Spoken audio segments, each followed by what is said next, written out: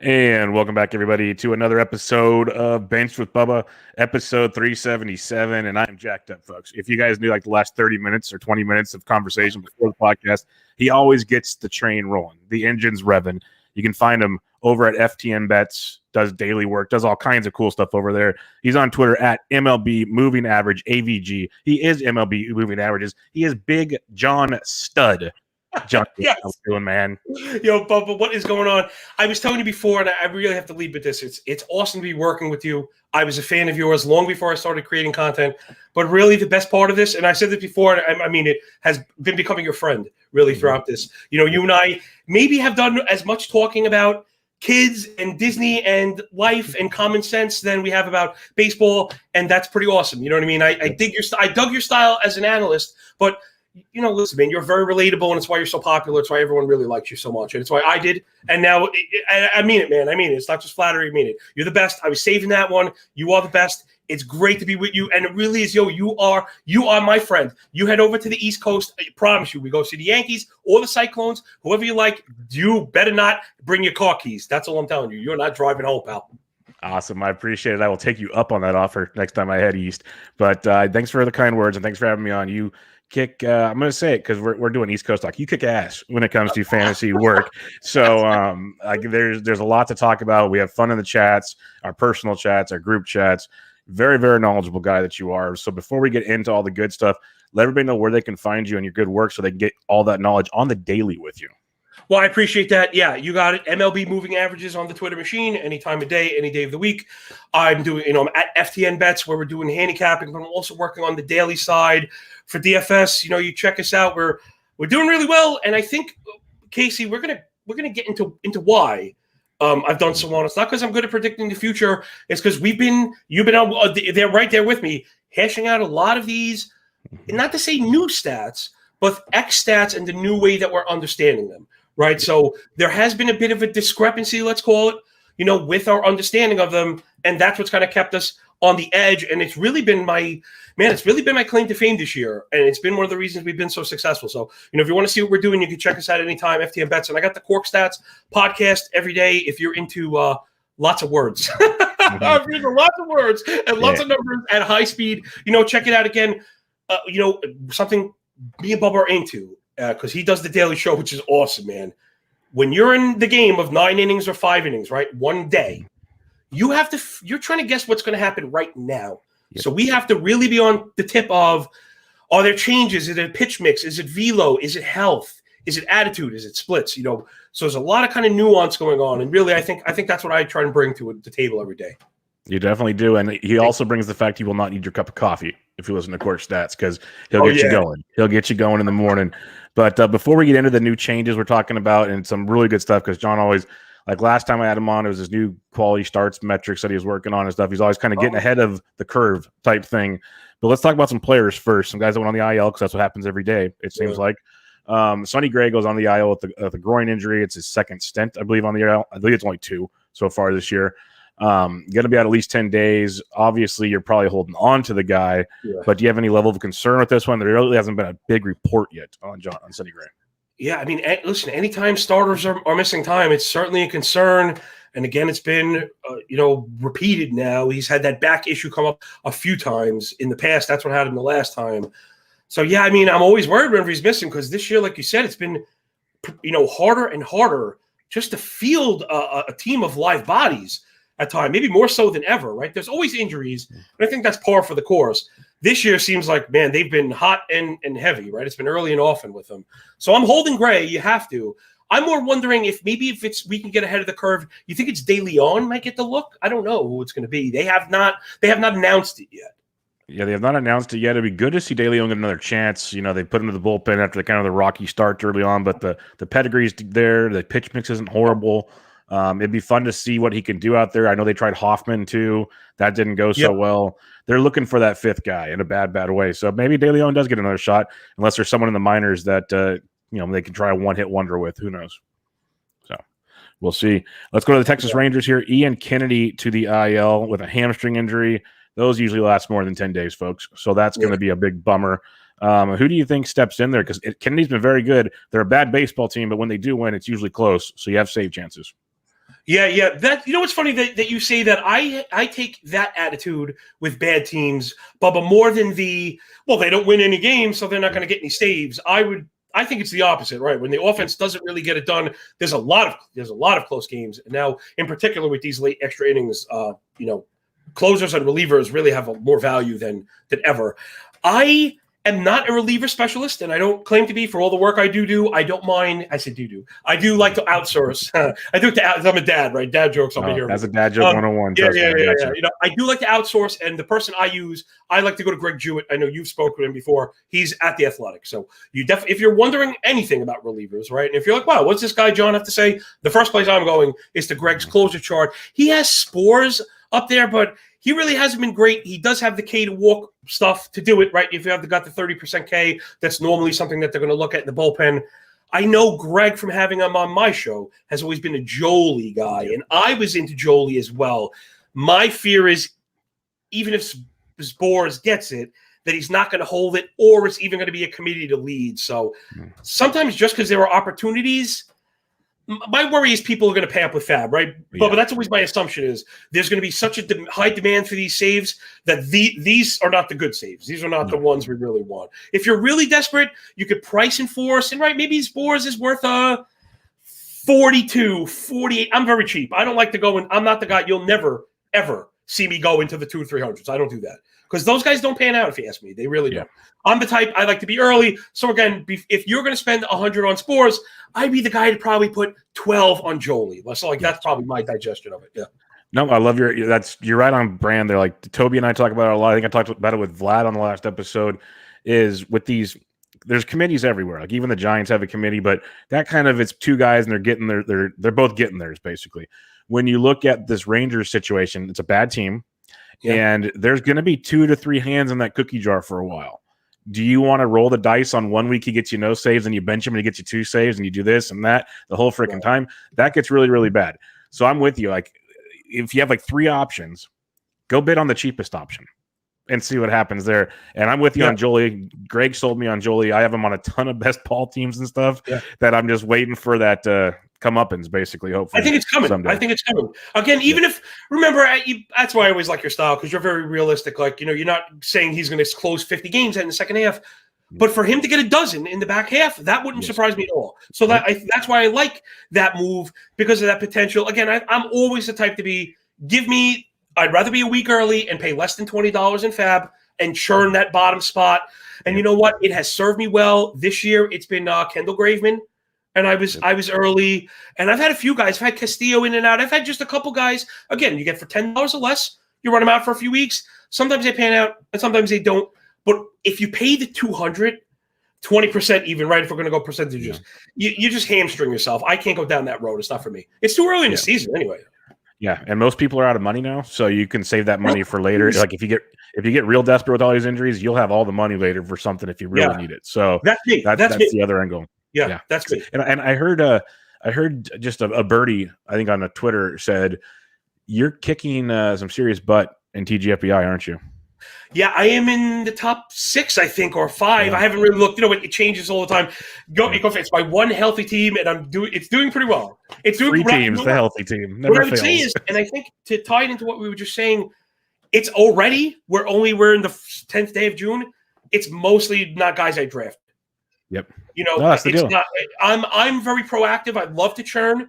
And I think it's because partly of Cork Stats, I hash out a lot of statistics, particularly with pitchers. So I find I'm early on the ads, which really helps me a lot. Like the whole Cork Stats crew has Kyle Gibson, Adbert Alzolay. If Brubaker was out there early on, we a lot of guys that we picked up.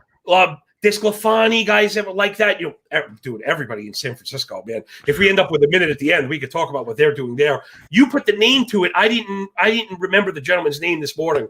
And man, they are just like, that is where you go for the reclamation projects. Again, to what you and I were talking about, trying to find those changes, man. That's what this is all about right now, especially this year, I think, coming off of last year.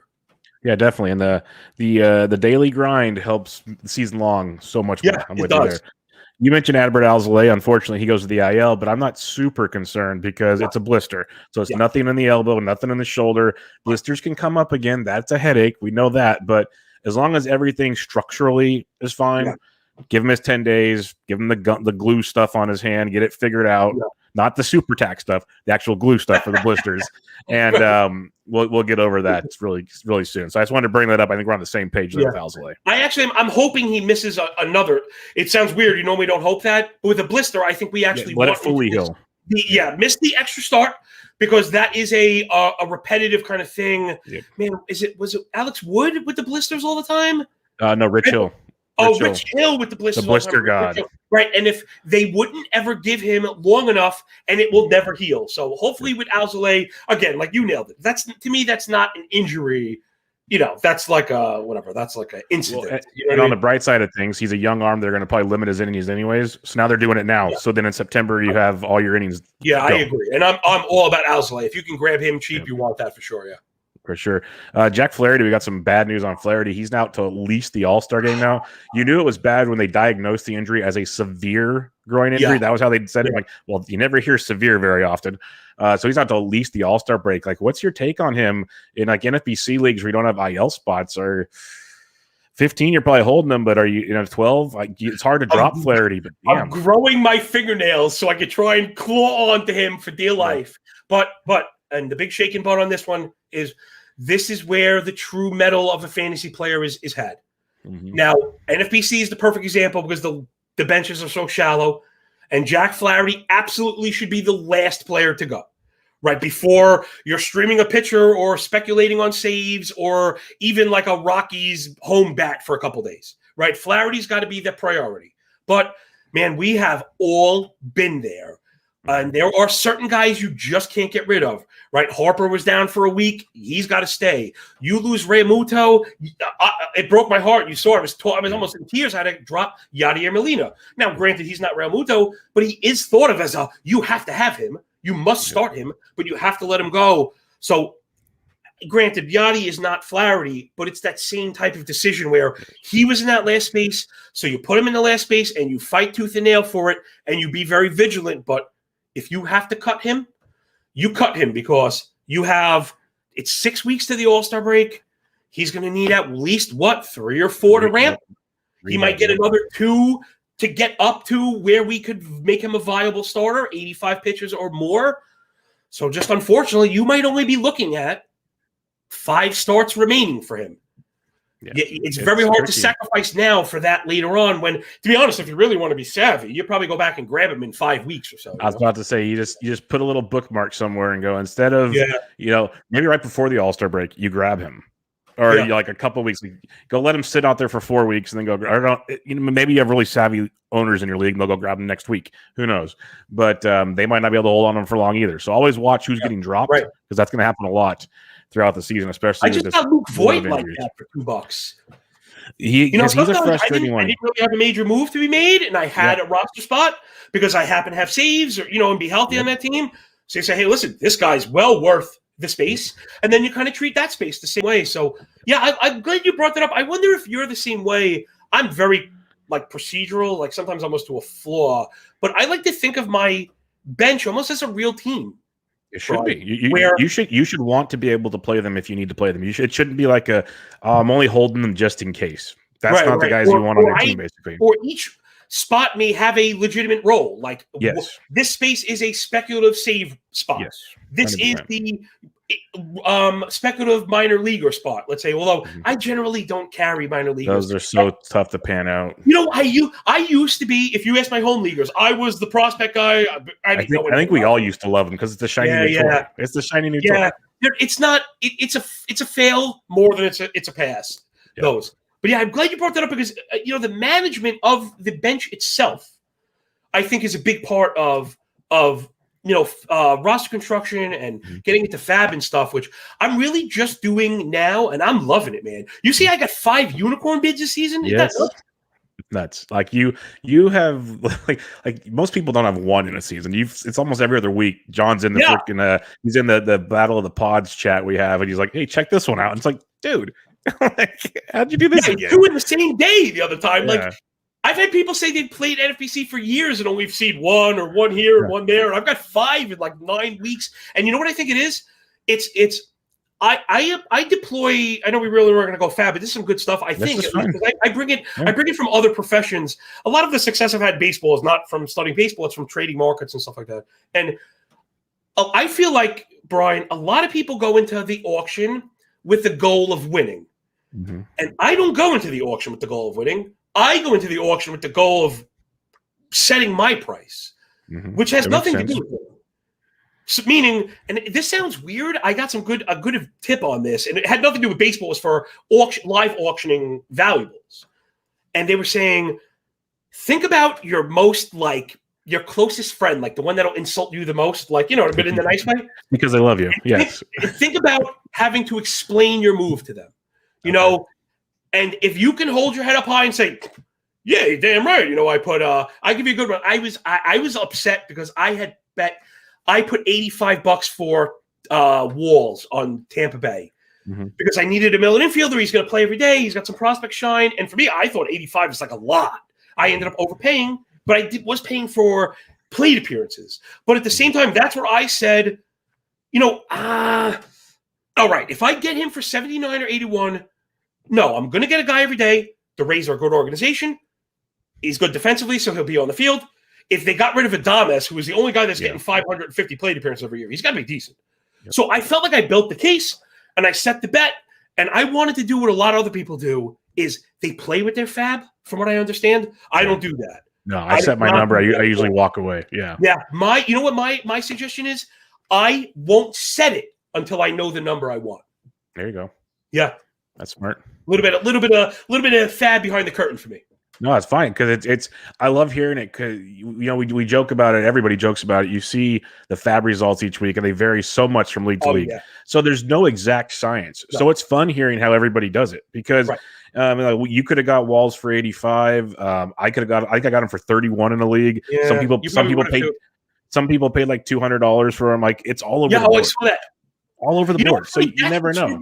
Is the tout tweets come out before fab runs? Yes. And I saw that Walls was going for in the 200s. Now, to give you, I'm going to pat myself here. I had him set in the 40s, and I allowed those 200 bids to bring me up, but only to 79. You know what I mean? Like I didn't go crazy. Oh, you didn't go crazy.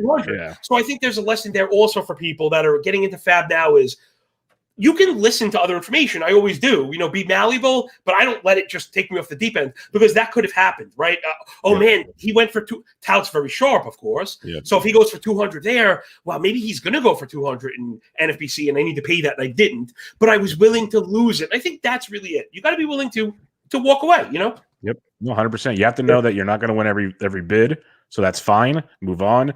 But the thing with Walls, we kind of talked about it with, those speculative relievers that are going for 100 plus, don't spend on those because that's a speculation. Whereas Walls, like you nailed it, where I liked him, they called him up over Franco and Brujan. So they were going to play him every day. So you knew he was that talented. You saw what he did in AAA, small sample, but he was very, very good. His on-base skills were outstanding. And then you mentioned the Adames thing. Like you weren't Nostradamus and knew this going into it. But a couple weeks later, Adames is gone, and you're just like wordplay. Hold on. We should recognize how good that was. A really good wordplay. Oh man, I hope Chris picks up on that one. That was a good one. So yeah, it's that's where I can, because I'm a lot like you, and I don't like to spend a lot. Like last week was the first time, and I haven't even done it in FBC. It was in Tout, where I spent I think $102 on Coar because I hadn't spent much all year, and I needed a starting pitcher. Yeah. Obviously, didn't go so well the first start, but I still believe in the pedigree. Yeah, that's the first triple-digit bid I had the entire season. So I'm a lot like that, where I'm with you on not. That's also, you didn't go to 300. That's where I get. I didn't break the bank. I didn't break the bank. I didn't mean to make it like 100. No. I got you. Okay, cool. Because I'm not. I think that's a fine one. Yeah, but back to those prospects. I've added Gilbert and Jackson Pro are a couple places, but I've yet to start them. So I only really add those guys where I don't need them yet, and I'm able to get them cheap. Like I beat the league to the punch with Gilbert because you know what it is? Scott Engel is a Seattle guy. Yeah. So he drafted Gilbert, which had him in the pool early. Yep. You know what I mean? So I didn't have to wait for the start. I had him. That's beneficial. Early. Yeah, it'll be fun this Sunday. be fun this Sunday to see NFBC and see where he I'm goes. like a catfish, I'm at the bottom there. Like, you got a new gift coming your way, by the way. You got a new gift right there. But that's what I do, man. That's what you do is, you got to be looking for that stuff. I like to make sure sort by all the different categories. Make sure that you sort pitchers by innings pitched. Who's getting a chance to get the ball? I feel like sometimes people ignore that, but there's something to that. Who's got, K's obviously, but innings pitched I think is a good one because that one gets overlooked, but there's some gems in there sometimes. Well, and that's a great point. That's a great point because the new tout league that I'm in, they took away wins and innings pitched as the category. Ooh, even better. Yeah. Because we talked about it before, and we'll kind of talk about it a little bit later because quality starts, the availability of the wins. The way pitchers are used these days is such a different minefield than what it once was. The wins kind of a weird stat. So innings pitched, I do that every week in that fab deal. I sort by innings pitched, and I'll do over like the last 2 weeks after the last month or everything. And you start seeing certain names, you're like, interesting. Okay. So, yeah. You got to get the ball, right? If you're going to score, fantasy sports is about opportunity. And if you want the opportunity, you got to get the rock. So sometimes people get ahead of themselves and they actually pay for players that don't have opportunity, which should be at the center of our work, really. Yep. If Jared Kalinick is dropped in your league, how aggressive are you in getting him? Oh, now that's a really good one. If I'm going to press for Fab, that's the one I'm going to press for. But even then, my brain is telling me 265 is the highest I think I can go for anybody because I can't help but calculate the rest of the total, the rest of the weeks that remain, and the fact there are no $0 bids, and you're going to have to replace people with injuries. And man, trying to roll with zeros, I don't know if you've done that. I'm sure in your experience you have at the end of the season, it's very difficult. And I pride myself on being cheap. I am the king of the $4 bid, but it can, when you have zero, when you have one or you're down to that four, it's really tough because sometimes you can't even make the move. It's brutal. So I don't want to make myself that vulnerable because like you said, that the closer you get to the end, the more critical those stats are, the more willing people are going to be to pay for them. So you can end up just with empty pockets where you're just not ready for the home stretch, which if you want to win, you're going to have to succeed in. You need to be able to churn and burn at the end more than ever. Right. So especially call-ups at the end of the season in particular. Yeah, in particular. That's when you get saved, man, All those cheap saves. Steal. Right. Sneaky, cheap hitters of facing bad pitching and stuff. You get all kinds of fun stuff. That. That's it. You got it. That's it. Mike Trout, he's going to be out to the All-Star game as well. He's at least running and stuff now, it seems like. So I'd expect him back pretty shortly after that. But do you see any world where we might get some Joe Adele? Are you interested in Joe Adele? Shouldn't have happened already. Already. You think so? So like, and he was tearing up too. He's hitting bombs every day, but the swing and the miss stuff is still really bad. So I was hoping for Marsh, but then he got hurt. Yeah. So I got to be honest, I have a very tough time with the Angels. I don't know if you want to, whatever, positional placements or stuff like that. The general manager there, I just have a tough time. I'm never able to kind of be in front of that. We talk about the Rays and the Rockies oftentimes. The Angels are right there for me. I just can't seem to. How many times I've drafted Jaime Barria and Felix Pena, like thinking Patrick Sandoval, like we're in the same vein. Right? Yep, we're in the same innings. vein. They're coming, right? They're not coming. They're not. They're stopping. They're not coming. They're not. Patrick Sandoval just looked absolutely beautiful. The 32 whiffs on 100 pitches, and he'll probably go back to being a long reliever here in 2 weeks because that's what they'll do. They're a tough one to. They're a tough one to predict. And then if you see the lineup, which I know, of course, you do, the work you do. Man, it's like Ward and Wong, and I'm like, who are you? Yeah, and meanwhile, they have top prospects in the AAA. Yeah. So I don't know if it's a money thing. I would admit if I'm admitting blind spots like I was before with relievers. I'm not very good with Rule 5 and options. I do enjoy that roster resource has made it easier to follow the amount of options, but I'm not good with that stuff. So sometimes I just get caught and I end up assuming, all right, well, you've got Joe Adele. He's coming up, right? Mike Trout out. Joe Adele in. Sometimes it's like Ooga, caveman analysis, but it seems like, and no, I'm wrong. I hate that, because they'd rather square peg and round hole or something to mask it. They band-aid it. They don't fix it. Yeah, right. And meanwhile, maybe Adele again. I don't. What do I know about prospect growth? But I do feel like I want these guys to get reps at the big league. Uh-huh. I'm not the type to. I mean, the Mets did it with Alonso too. They kind of. Listen, he broke out, but I just don't believe in that. I feel like Get him in the games. Let him get the game speed. Let him fail first before it's like, okay, well, you were really, really good in AAA. Now it's time to carry a pro squad. Look what they did to Kelnick. That almost wasn't right, what they did to him. Yeah. He should have been batting sixth off the jump. Exactly. Let them fail when the team's not contending. Like the Angels, they're not going to contend this year. Instead of bringing them up when they have a chance to contend and be like, oh, well, we just lost because of you. That's going to be even worse for the kid's psyche. Yeah, right. Then there's that, see, again, Bubba, the other part that you bring to the analysis, which is the subjective part, which a lot of people ignore, which is very important, that these are people. They're real people.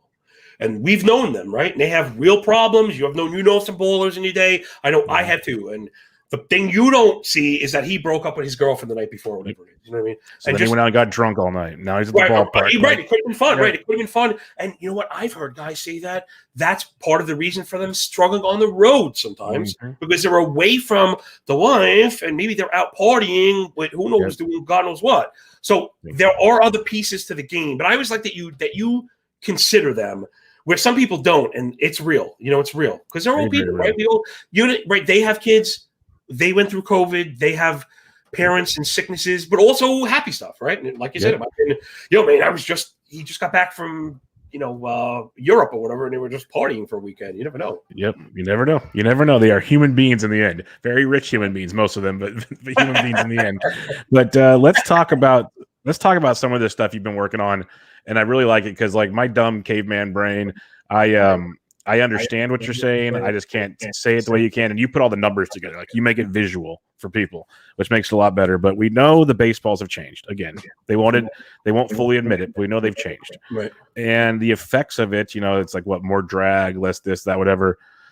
It's affecting the actual results of StatCast. Why don't you let everybody know, first off, because we love to use barrels because it's super sticky, but why are barrels maybe not so sticky anymore? Okay. So, man, I have done quite a bit of work on this at this point, and it's funny because it's my passion, but I also feed my family doing this stuff, and I also, I not only do I hate losing bets like everyone, but I hate losing bets and then finding out that your data was wrong, right? So if you're gonna, this is an overarching lesson. If you're gonna do work, there is such a thing as a hamster wheel where you can work and run and not get anywhere. We want to make sure that we're moving forward. So when I started to notice, the first thing I noticed. Again, everybody loves X stats, and we should. We should. I know you spoke to Rob Silver at length about how we need to not overuse them, and of course, there is a subsequent overuse with StatCast, but I think that's with anything. So I don't really ignore that. I just worry about me, right? We'll worry about me and you and our followers and our friends and the people that we're looking to help. So I noticed from the show every day, XWOBs were up. It just if you handle the stats every day, you last year, for example, or in prior years, we knew 315 was a standard expected WOBA. 315 was standard. If you were below 300, you were very, very good. If you were getting over like 335, 340, you were starting to get in trouble. And then you'd have to go to expected WOBAcon, right? And then now that number was like 365, 370 was average. Anything over 400 was bad. Anything under like 335 was very good. So again, these numbers are kind of arbitrary in that they're a benchmark. And what I mean is, think about batting average. So if I tell you 300 batting average, you go, it's good. Why do we know that's good? Because time and the sample told us that. If you just woke up tomorrow, you wouldn't know that 3 out of 10 is a good batting average. In fact, you'd probably think it was a bad batting average, right? 3 out of 10 is not good in most things. It's failure. Only in baseball can that get you the $100 million and the plaque. Yep. Right? But the fact that it's really the case. So off the bat, I knew something was up. So I knew something was going on because all the stats were up. And we saw this. Alex Chamberlain was one person brought this up for people. And it was not anything that people were doing wrong. We've learned the value of max EV because it stabilizes over such a short sample, which kind of makes sense. Like there's a max strength that you have. And if there's a certain amount of pitches in contact, you're going to meet that. And it's not going to matter if you have 500 or 100. You're not going to all of a sudden, right? One day we don't hit a ball 6 miles. It's just not how it works, right? Where we have capabilities, right? Maximum capabilities. So when everybody's max EV is moving, something is wrong. If Bubba's max EV moves and mine doesn't, or 5% of the people's moves, then you say, oh, those are outliers. When 100% of everybody's EV is moving, something's wrong. You know what I mean? And so right at the bat, I had the red flag. I'm on the horn and I'm bothering Russell and Barton Smith and all these guys that you really should be following if you're into the science part. And I know, listen, a lot of it goes right over my head, but you want to read when these people talk to each other, because there's a lot to be learned. And again, I don't even understand all of it. I'm not pretending to be an astrophysicist like Dr. Miranda Wells, although I would say this, and it was so validating. I put out a thread about the expected stats, and Dr. Meredith, who was on the forefront of dissecting the understanding of the 2019 ball, retweeted my stuff and commented on it and said it was in line with the research that she had done. So I was like, oh my God, I'm like total meatball. You know what I mean? I made it. Yeah, I done it. Look at me, Mom. Adrian, I did it. You know, but I think there's a few lessons there. I picked up on something. I wasn't afraid to investigate it. I wasn't afraid to buck the trends, and I wasn't afraid to look stupid. And that's a big part of it. Because sometimes I do a lot of investigating, and I turn up nothing more often than not. That's part of it. It's part of the process. But when you think you found something, I wanted to say, no, I can't be right. There's no way that no one knows what's going on, and I do. That doesn't make sense. But you know what? People are now, it's starting to come into the fore. So that's how it started picking up on it. When we did a little bit of research, it turns out Major League Baseball, in their infinite Mr. Magoodom, right? They can't help but get in their own way. They wanted more offense. So they increased the bounce in the ball. They call it core. I thought it was core, like core of an apple. It's actually COR, and it stands for something. Basically, it's the measure of the bounce, right? So you could repeat, you drop a ball from the same exact height and take a measure of the average of the bounce over a certain amount of samples, and you get a consistent, bounce. So they added bounce to the ball. There's your spike in EV. Okay, so remember, as we have physical evidence, right now we're this is really a parallel construction, right? We kind of have our evidence, and I'm working backwards, right? I knew they changed the ball, but I didn't know what it was going to do. So I kind of have the result, and I'm working back. But we heard them increase. They wanted more bounce, and we got more EV. Check. However, when we saw some studies on the ball, they were talking about raising the seams, a rise in seams.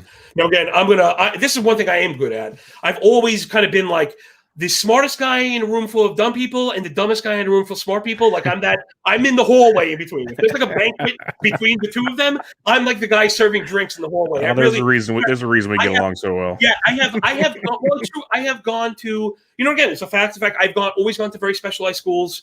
That scholarships hold on, but that's not what my point is. But I've always been a street guy. And one of my claims to fame is I caught a B felony and an academic scholarship in the same month. I was living, I was doing it all, man. I was doing it all. I was in the school and I was a sick academic. I went to a very specialized school, and then at nighttime I was out doing what I was doing. But the point is, I like everybody. You work hard, you play hard. There's nothing wrong with that. Yeah, but it's I just love.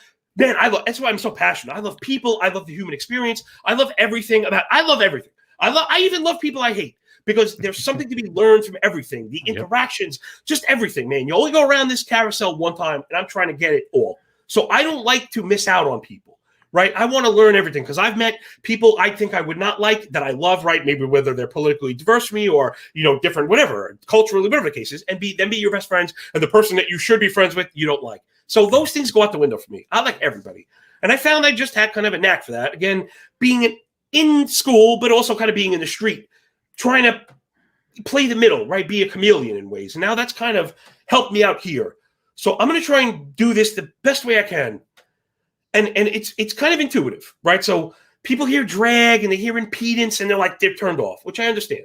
But let's make this so everybody 1, 2, 3 is going to get this really easily. Okay, I'm going to exaggerate the physical features, but it's going to make more sense. So the ball is round. I'm going to exaggerate the seam. Okay, so my finger is the seam. Now, granted, you don't see the seam. The seam is technically all the way down. But let's raise the seam. This flap. In the wind, that seam will flap. The longer it's in the air, the longer that flap has time to slow the ball down. Mm-hmm. So though we've seen a spike in EV at the point of contact, there is a relationship with launch angle. So meaning line drive hitters in this new environment are actually benefiting. because they're getting the spike in EV without the punishment of the drag. Makes sense. Extreme fly ball hitters, Jorge Soler, not hitting home runs. Extreme fly ball hitter at an extreme angle. His ball has more time to flop. Now, granted, right? I'm exaggerating, but that piece of paper, every time it flaps, it slows the ball down. He puts the ball in the air, regardless of the spike in EV. That impedance, resistance is hurting them. So, what I noticed when I actually found a half an hour to myself, I was not invited to a family function. Hey, sometimes in-laws do you a favor and they don't know it, right? little do they, and you want to laugh. I pretended I was like, oh no, what am I going to do? The second they're at the door, it's like, party time. Right, yeah. So I it's very hard to mix samples. Something, again, you and I talk about all the time, right? We want the direct sample, but it's got to be big enough to count. We don't want, samples are tough with statistics. It's very tough. Also, last year, it was small. We know that, but it was also weather, right? We started in the hot months when we expect more offense. So right off the bat, there's kind of a messed up variable. So the best I could do, and again, this isn't perfect. I spoke to the smarter people about this. They said it was okay, for what it is. That we've had 58,000 plate appearances at the point I did the study. So I took the first 58,000 plate appearances of last year with the idea that if the numbers were close, but there was a bit more offense last year, then we could chalk it up to the weather, right? We don't want to run to blame everything on the ball and conspiracies and stuff like that. Listen, people, that'll get you in trouble and everything, all right? When you watch, if you hear a hoofbeat, think horse, not zebra, okay? That's the best list I can give you. Right now, we're in a world of people that hear zebras. I've never seen a zebra that's not behind a cage. I've probably seen 4 of them total because I've been to different zoos. I've seen 5 million horses. If you hear hoof steps, think horses. So we always want to be using Occam's razor. We want to be trying to simplify our explanations, which will generally lead us to the right conclusion. So, okay. So I started hashing out these numbers. What did we notice? Barrel rate is up. Kind of what we expected. Okay. Yeah. However, barrel rate was up almost 4%. Which is a lot, man. Because if we, again, hashing out the stats, think about the difference between an 8% barrel rate, and if you go up, once you get up to like 9, 10, those numbers are seriously shifting. When you're at a 10% barrel rate, you're in a lot of trouble. So to have that number move up across the board, 4% is an issue, all right? Because it changes our understanding. Whereas if the league batting average went from 295 to 297, doesn't really change the analysis. Yeah. This is completely like game-changing analysis because people base their analysis off of barrel rates, right? If you see a 12% barrel rate but no home runs, the first thing you're saying is this guy's about to get, the pain is coming. It's coming. Right? It's coming. But Barrios, I pointed that out to you in the chat. Barrios has a listed barrel rate in the double digits, but he had like a sub 1 home run per 9. His adjusted barrel rate is like 6. So right there, you got to be throwing barrel stats away. But let's go back to the point at hand. So back to the study. So barrels were up 4%. But home runs per fly ball were down 11%. It's a big jump.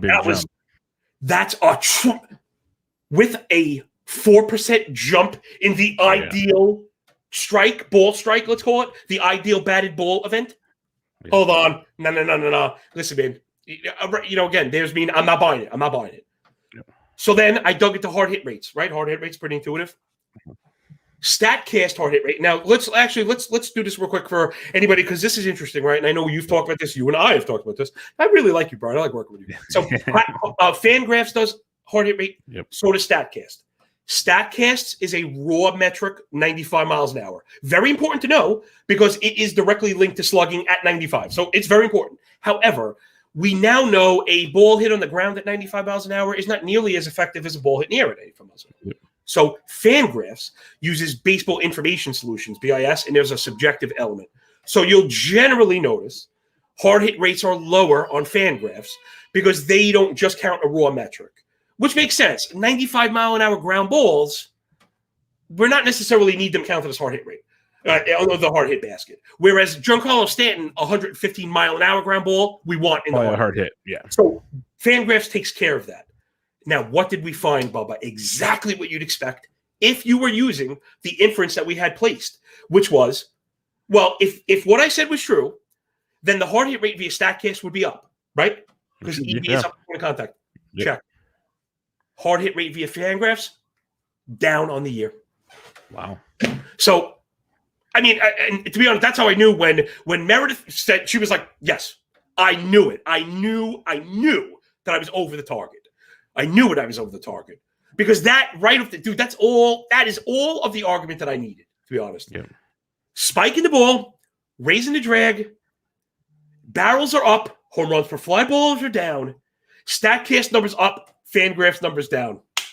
Done. Yep. So now take it to the next step. Let's give these people what they came for, my man. And it's you either have to use Alex Chamberlain's adjusted barrel rate, although even that I've heard some opposition to.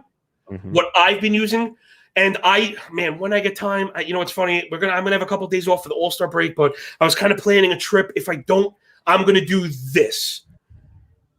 It's all about blasts right now. Yep. So for people that don't know, blasts are the ideal subset of barrels. So within a barrel is the barrel, right? The barrel of barrels. I'd be joking if you're from my neck of the woods, be the Cadillac of barrels, right? That's what we. There you go, Cadillac of barrels. Well, Cadillac better than a Lincoln, better than a Cadillac. You got more leg room for your legs, Cadillac. Lincoln better than a Cadillac.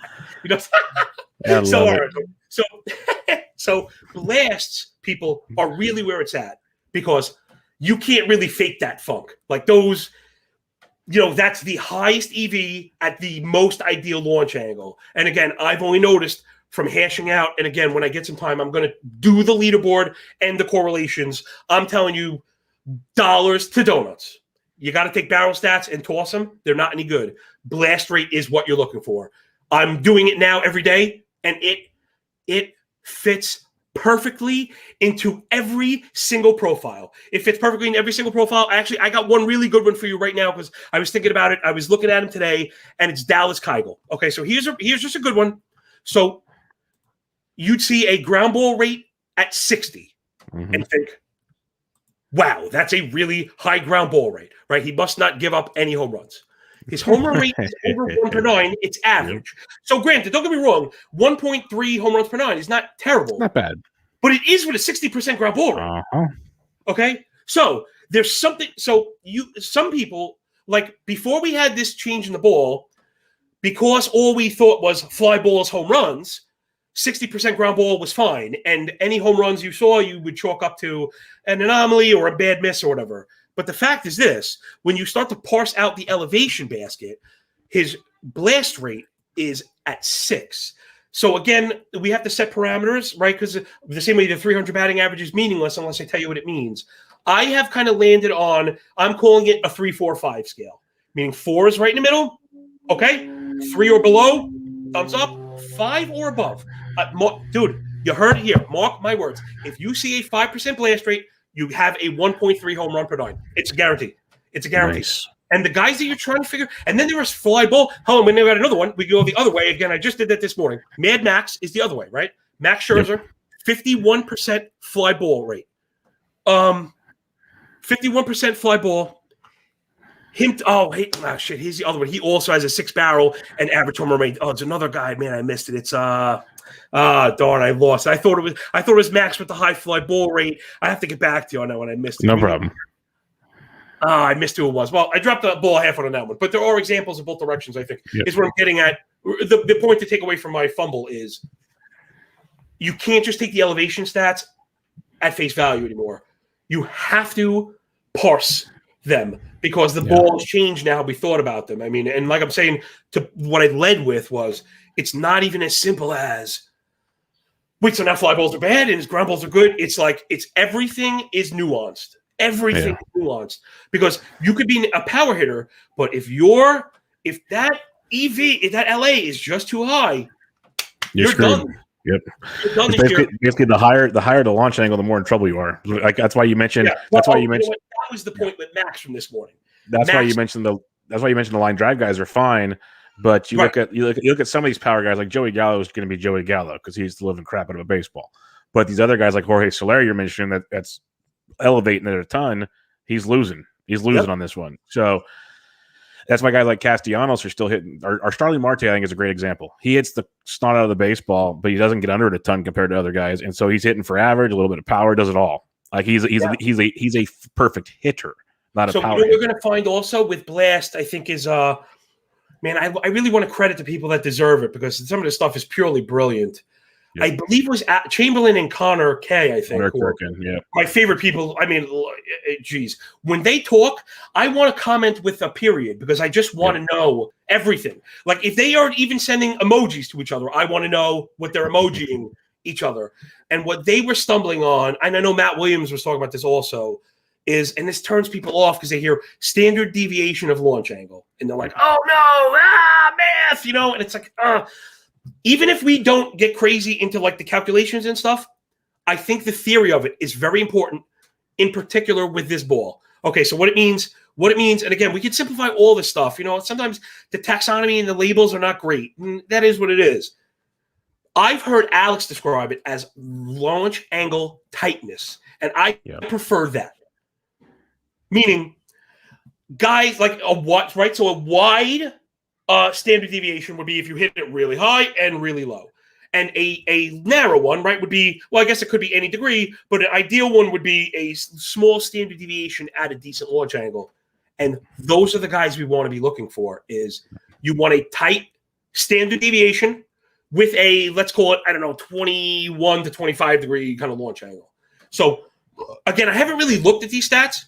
Guarantee you, if we pull them right now, and pull out take away the names and give me a list of players with the 25%, the 25 degree SDLA and the 24 degree launch angle. I bet you it's all the best hitters in major leagues. Yeah. And that's one of the cool things because like John just broke it down real easy to understand, because when I looked at things before I read some more stuff and looked at it, I need to be told things. Me reading a brochure on this because they're so smart and the way they describe things, it's accurate, but I can't understand half of it. Yeah. Me too, man. But Chamberlain's chart is amazing, and he's got Blast on there. He's got the SDLA you're talking about. And when I first opened it back in the day, I knew like 3 things on the entire chart. I'm like, what the heck's going on?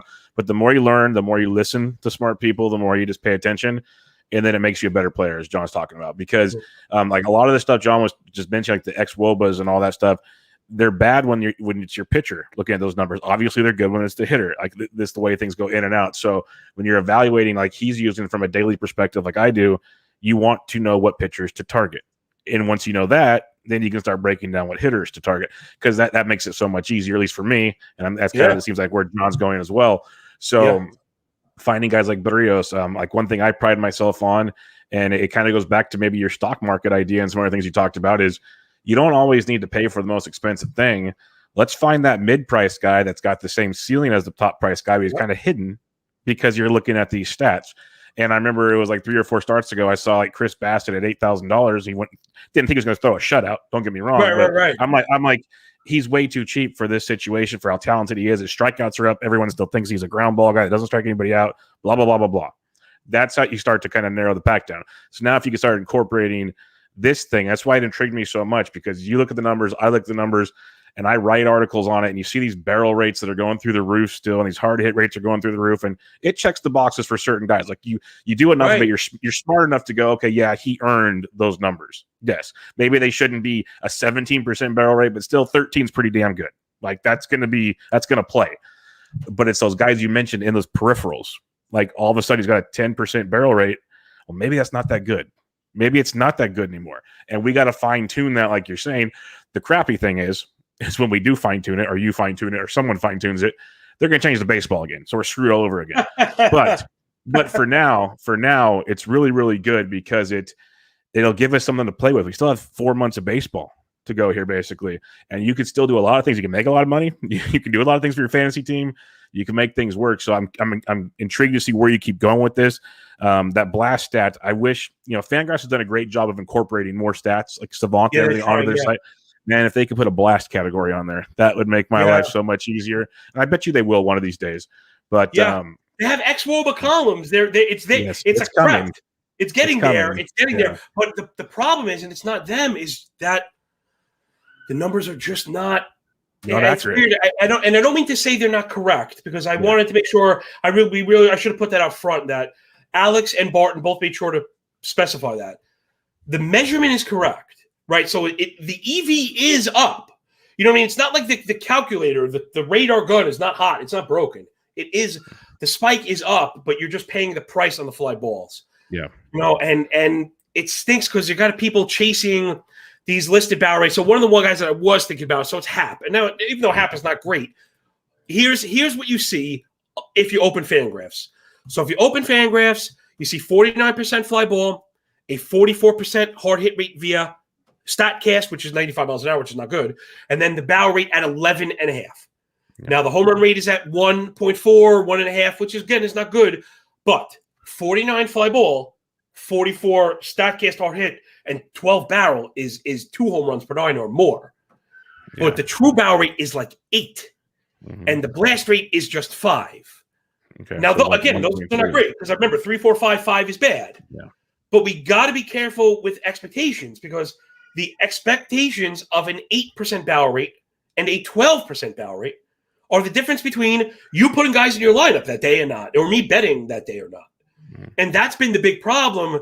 And I know I follow a lot of other handicappers, and I've seen a lot of them have packed their bags already this year. Yeah. And they're saying, we'll come back in the warm weather. They can't figure out, we'll come back in the warm weather when the offense comes back. That's what they've been saying. That's what everyone's saying.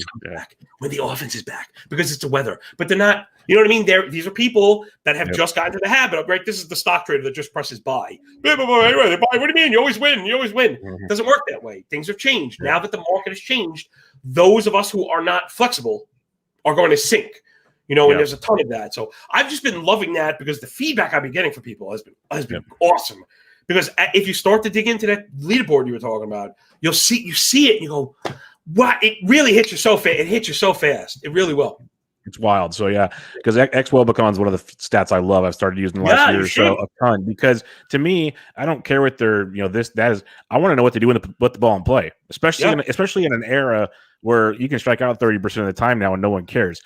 I want to know that 70% or even 50% or whatever the time they put the ball in play. Now tell me what they do. That's all I care about. So it's a very intriguing, continually changing atmosphere we're in, and you're on the forefront of some serious stuff there because I've kind of wondered, and I've heard other people talk about it, but when you started breaking it down the other day, I was like, we need to sit down and talk about this some more. Like people need to hear about what's going on here, and the great thing is you're still working on it. There's more to come. Like it's going to be ever evolving as things develop, because as much as no one would be shocked if baseball still screws this up. Like they might start changing things up, and next thing you know, or this, that, whatever. But one thing they are trying to mess with is sticky stuff, and there's different levels to it because, like I've talked about it before. I listen to a lot of non-fantasy podcasts. I listen to the Chris Rose rotation is great because he has actual players on that actually talk about stuff. So I appreciate it, and they're in a comfortable atmosphere, so they're just talking. And he's got a bunch of pitchers on there, and they've talked a lot about the sticky stuff. And even some hitters. And they said basically, you're not going to stop sunscreen because you can't tell a guy he can't wear sunscreen. Right. You're not leaving rosin out. And the thing is, they say is that's not the one that's the problem. That actually, they said that one helps with command. It might increase the spin a little bit, but that's command. It's these other ones, the spider attacks, the world stuff. Yeah. That's where it's an issue that they don't need. So there's a happy medium, and baseball is trying to either just get rid of it without the happy medium, which is going to be a bad idea. Yeah. And there's way more political parts to it. But when you think about maybe a reduction in spin, and we've seen it, how do you think that obviously you can't crunch the numbers too much yet, but how do you think that's going to change the way we look at it? I'm not paying premiums for those guys right now. Like as much as I wanted to bet Garrett Cole to cover that run line, I was not touching it. I was scared to go all in on them last night. Yeah, that's what I mean. I told my listeners, any other time, I'm telling you to play as much Garrett Cole as possible. Yeah. Like almost, I don't care who he's facing half the time.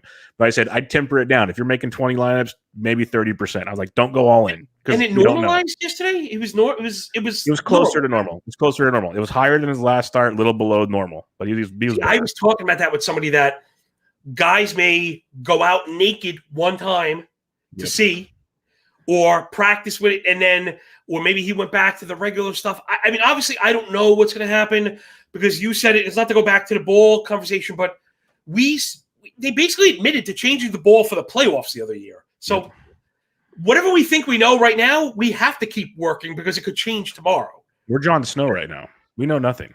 Yeah, right. You can't. You do the very best you can without trying to be too assertive or too arrogant, and just kind of go with the flow. But again, you and I, that's kind of a strong suit of ours. To the sticky stuff, I'm hoping that they introduce a standard.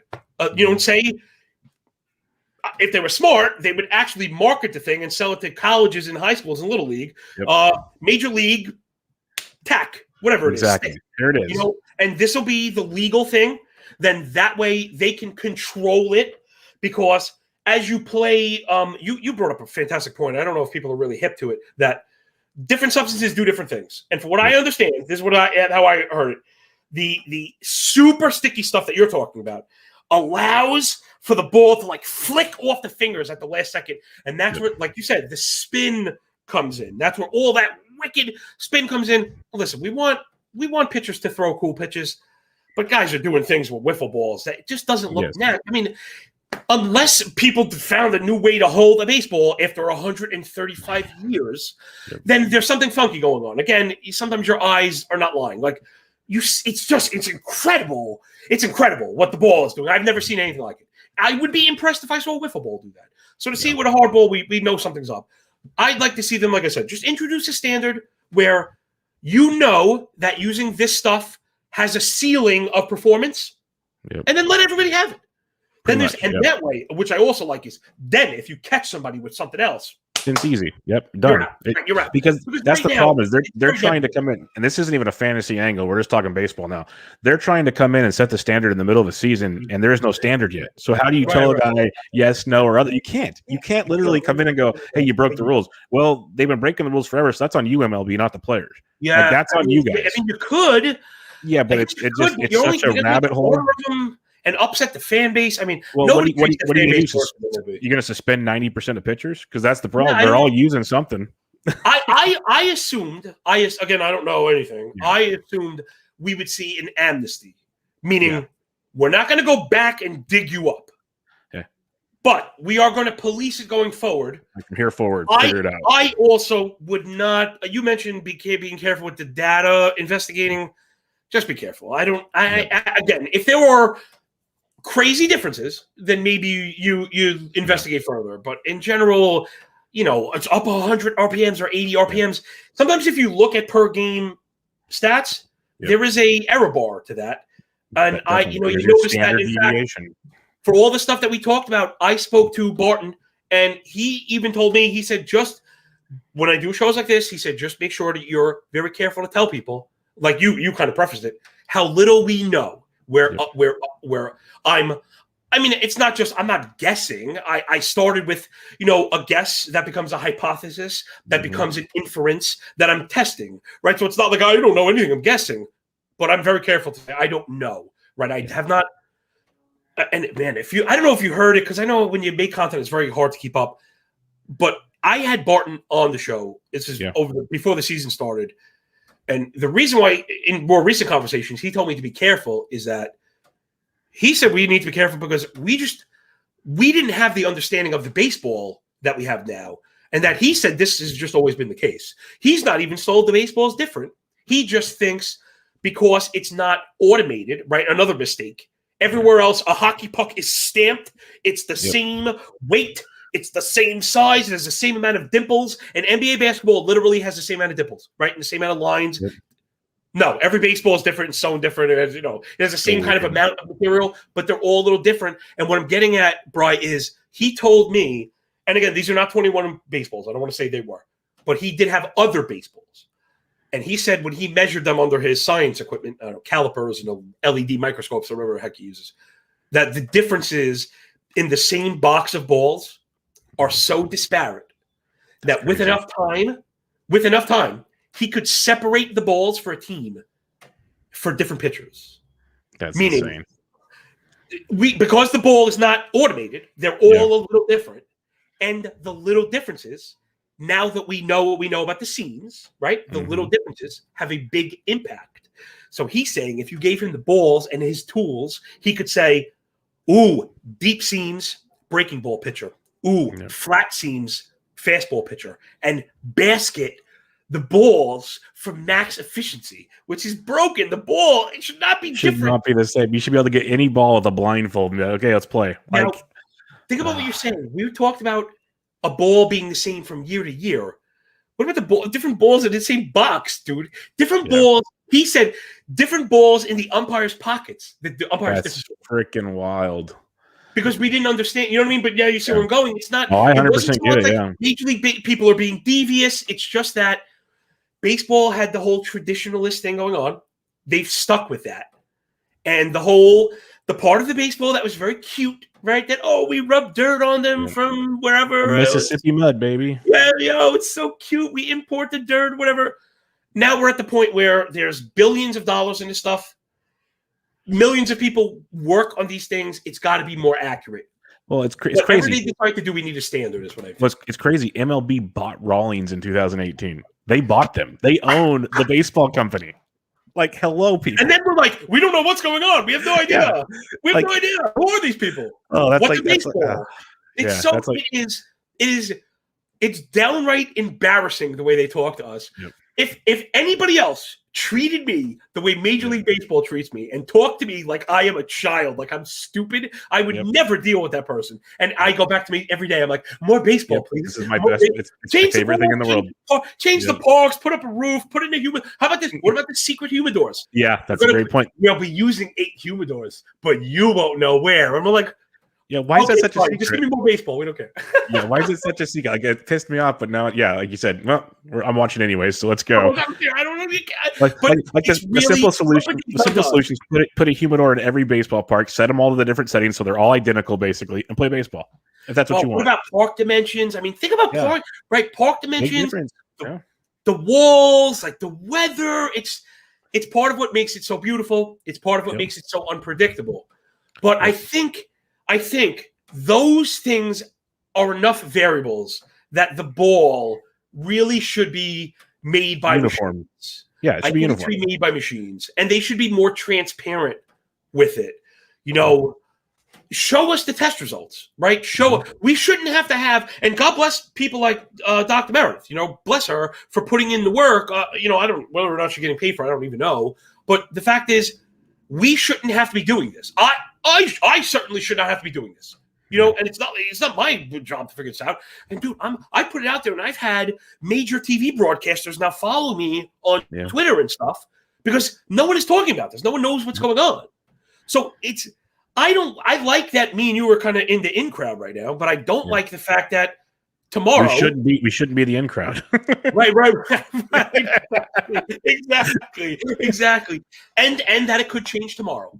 Right. And we have a smoking hot girl that don't treat us right, and we keep going back to her, and that's right. Yep. That's it. If you've ever been there, anybody out there, you know what I'm talking about. I've been there. It is terrible. It's a terrible existence. It really is. But that's what it is. Yep. They don't treat us good. That's life. Yep. Yeah. They don't treat us good. Baseball is Major League Baseball is my scorned lover. That's just what we are. We're just go back to it every day.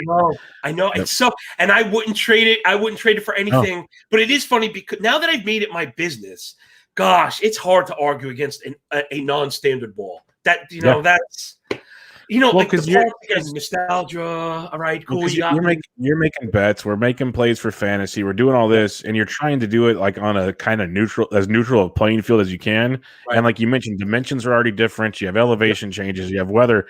How's the baseball? That should be one thing you just count on. It's like okay. That's going to be uniform. Here we go. And the bats, like that's a whole nother rabbit hole. Saris did an article on these bats.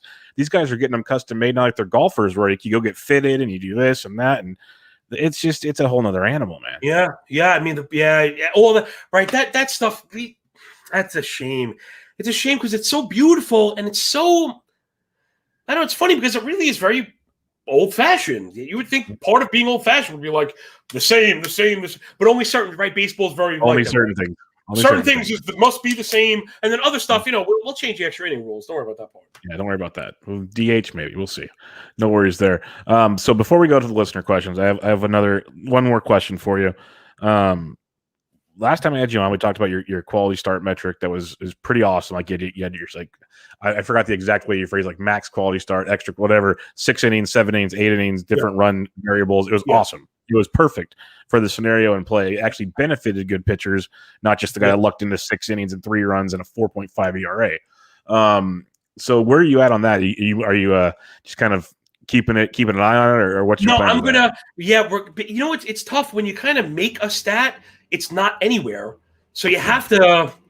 Man, I don't have great tech skills. Maybe someone smarter than me would be able to. I don't know. I don't know how to do it other than manually doing it. So I'm hoping to actually relaunch the leaderboard for the All-Star break because, to be honest, wins have never been wonkier. And I saw some people that I really love and respect talk about I don't know. I guess maybe I'm in the minority. I don't like reliever wins. Like that's not what I'm in fantasy baseball for. Just so cheap. I thought we were in starting pitcher wins. Yeah. And now there's all these reliever wins, and like your closer is getting as many wins as your starters are. It's not a great stat, and it's certainly not skill based. Which, to be honest, is not what we're doing. I mean, it is kind of what we're doing. Yep. So I just don't understand. Like whip is strikeouts. These are skill based things. And wins is just has nothing to do with it. Like if you can throw a perfect game and not get a win, it's broken. That's pretty simple. It's broken stat. 100% with you there. If I were to say to you, you have to go 7 innings minimum with 2 earned runs maximum, you'd say, wow, that's a good start. And only good pitchers, or at least good on that day, do that. It's very hard. Like meaning, it's the same thing. The other side of that win coin is you could surrender 8 runs and win. You could go 8 and give up none and not, and it's like that's just enough, right? Sometimes it's like that's easy. Let's just throw it away. But I've been having hopefully this next offseason, I'm going to push it again. I'm going to keep pushing. I'm going to keep pushing it. I got you. It's very hard. I'm trying to look. Hey man, look at the great work that Alex and Nick did right with CSW. And look where it is now. Look where it is now. 3 or 4 years, and now that's on. Could you guys imagine Big John Stud on MLB? Doing that. Oh man. Oh baby. That'd be awesome. Hey, you know what? It's simple enough that it really could stick. Yep. Because I think of right? Man, I love talking to you. Has been so great. Again, we're talking about improvements in pitcher stats, right? The pitchers are moving forward. So why shouldn't the standard move, right? I mean, if that's what we're going to get, with strikeout rates through the roof and ERAs are down and hitters are struggling, why shouldn't the standard? I mean, listen, 6 innings and 3 earned runs. It's just never been that great of a start. Yeah. The 4.5 ERA is nothing to brag about. 3 earned runs it's just not that great of a start. So that needs to be fixed. And I feel like, man, if we start attesting that category to pure pitcher skill, I don't know. I think it works. It's weird. Like, imagine we don't do analysis to figure out wins. Yeah. We're trying to figure out pitcher skill. Who's going to be, who's effective, who, gets ahead, strikes people, obviously intuitive stuff. And then you get into wins, and it's like, and of course, where am I terrible this year in wins? Look at Zach Wheeler, as we talked, just finished 8 shutout innings, but the game's tied. He might not get the win. Does that mean he had a bad start? He must. I mean, that's what I'm saying. He must be credited with that. Something. Yeah. He must be. He did everything in his power for his team to get a W. It's not his fault they couldn't score. And it's on an individual basis. Fantasy is an individual. It's a game of individual performance. Yep. And yet he's being punished for, 20 other people's, behavior except for his own. So it's totally broken. And I'm hoping, look, average. We haven't been able to displace average for OBP. That's another one, skill based. So I fear that we're still a couple years away. But I'm hoping. You know what I'm hoping? Maybe it'll just take a home league or two, or maybe an analyst or two that does it in their home league and says, wow, this works. Or maybe, like you said, if I could just get the leaderboard out, people will say, wait a minute. You're checking that's boxes. What the column should look like. You know what I mean? Yeah. Well, and that's what it is. People. It's not that people don't want to try it; they need to see it in action first. And that's what you're saying. So some people go do it. That's why I mentioned earlier the Tout Wars League I'm in. They're doing saves holds. They're doing innings pitched. It's OBP. Like they're trying all kinds of different things mixed into this to see what works as like new formats as the game continues to change. So it's definitely something to think about. Got a couple listener questions here for you, John. Before we head on out of here, Simon P. He's a regular listener of the show. Really good guy. He'd like to get 1 NL pitcher and 1 NL hitter to buy low on. He's got 2 questions. He's got that one. Do you have an NL hitter and an NL pitcher to potentially buy low on? He's in an NL only league. He's always going for. Oh man, but that's really tough because they're almost getting to unknowns. I mean, I kind of was mentioning the guys that I liked are probably scooped in those leagues. I've been on like an Alzolay, although maybe you could buy low on one of the Marlins guys. Like if a couple of those guys have been good. Like Poteet was actually really good. He was looking like a guy that might have stuck before he went down. I have my eyes again on Justin Dunn will be back. So it's NL. Sorry, Justin Dunn. How about Logan Webb? Right, when he's back for the Giants, he was starting to come around. I think that's where your answer is going to be. I don't think it's anybody that might be pitching right now. Maybe it's Jose De Leon, right? If we are we buying low on Luis Castillo? Yikes, man! I have a deep dive coming. How did he do today? I didn't really see. Wasn't he good? I'll tell you right now. He was through 4 when we started recording. He was looking great, but let me see where things land at this point. We got. I got. I'm afraid to look. 5 2/3 gave up 7 Ks. That's better than it's been. Yeah, but we need more. You need more than that. I know.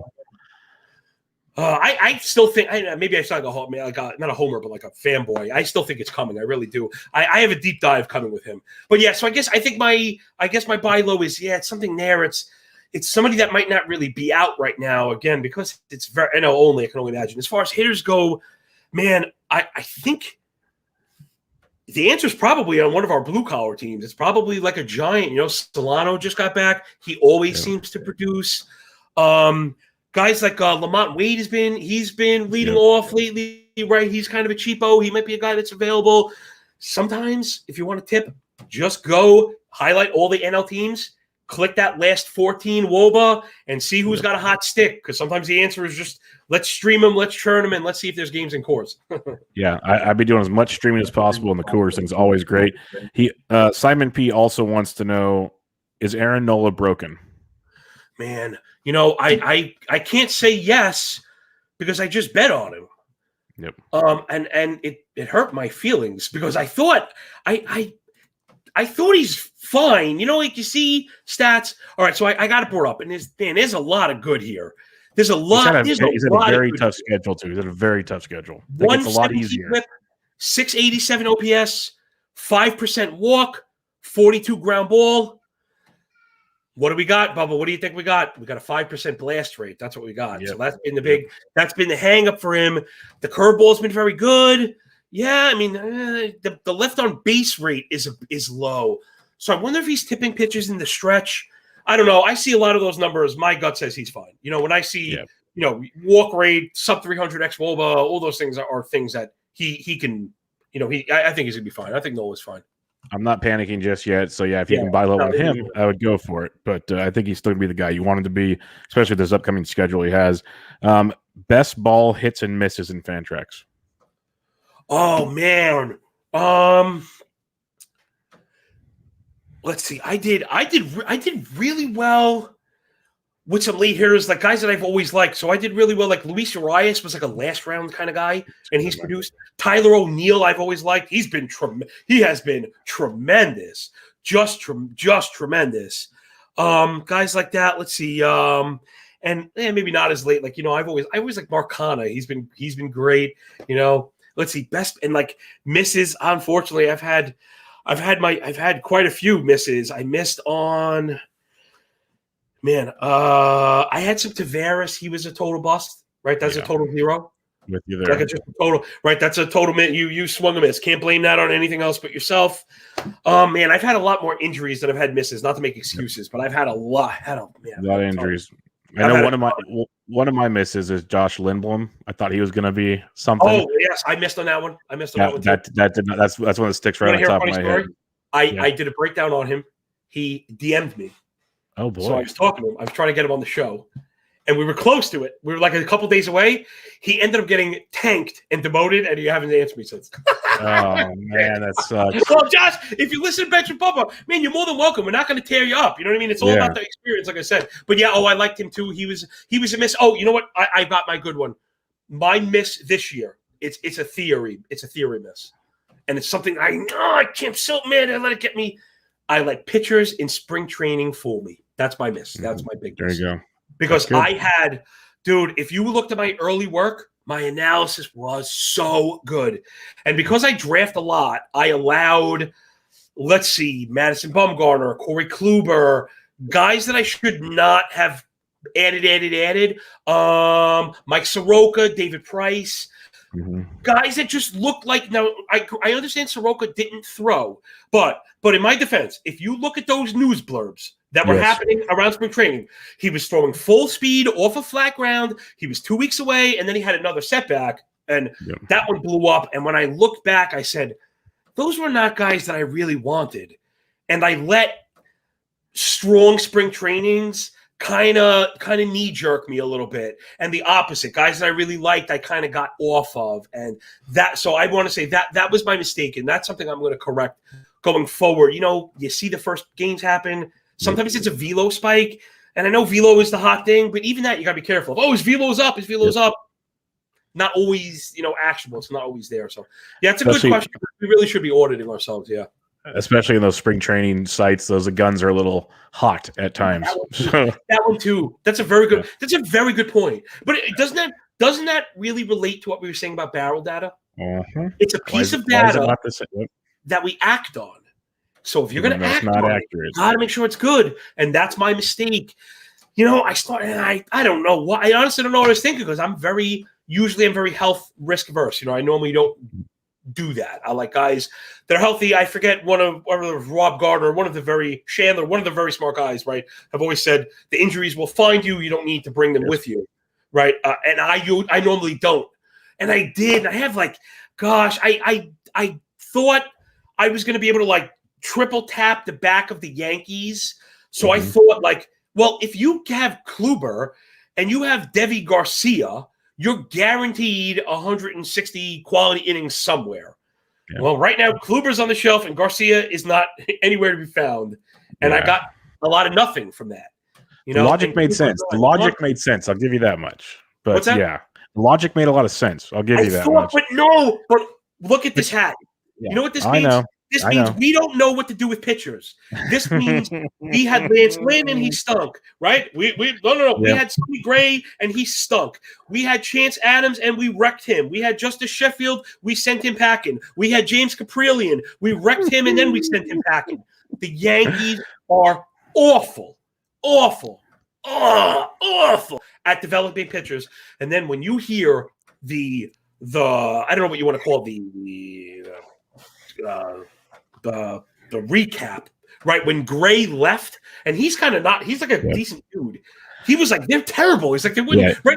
They wouldn't let me throw my slider. Yeah, I want to, hold on, but I got, no, they won't let me do it. Yep. Wait, hold on. They won't let you throw a slider. This is a human being. You gotta, man, if I come to work and I'm like, man, I got my apron on, you know what I mean? This is my spatula, this is my knife. No, we use these. Dude, this is my tool. This is my thing.